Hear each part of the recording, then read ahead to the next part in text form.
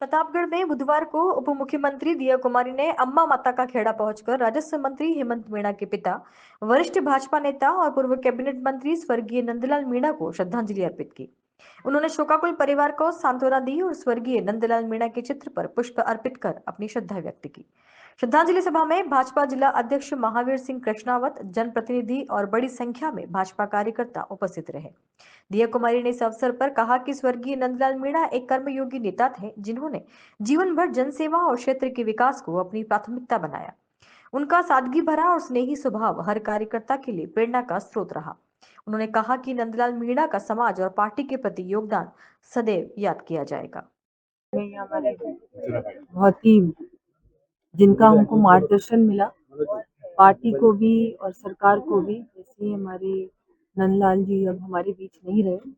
मैं आज यहाँ अपनी श्रद्धांजलि देने उनके यहाँ आई हूँ, इसलिए मेरा यहाँ आज प्रतापगढ़ का दौरा रहा है। मैडम, राजस्व मंत्री का यह इलाका है, लेकिन यहाँ सड़कों की हालत बेहद खराब है। ग्रामीण इलाकों में मतलब ऐसा लगता है कि जैसे झूला झूल रहे हैं, ऐसी सड़कें। वैसे जिस सड़क से मैं आई हूँ, उदयपुर से लेके यहाँ तक, वो सड़क तो काफी अच्छी है। पहले ये सड़क टूटी हुई थी। इसी सड़क पे आज से 3 साल पहले मैं आई थी, तो एक हादसा हुआ था प्रतापगढ़ में उस समय, और अब जब मैं आई हूँ तो काफी ठीक है। उसके अलावा भी मंत्री जी बहुत मेहनत कर रहे हैं और अभी भी पूरी चिंता कर रहे हैं कि यहाँ पर जितने विकास के काम हो वो जल्द से जल्द हो।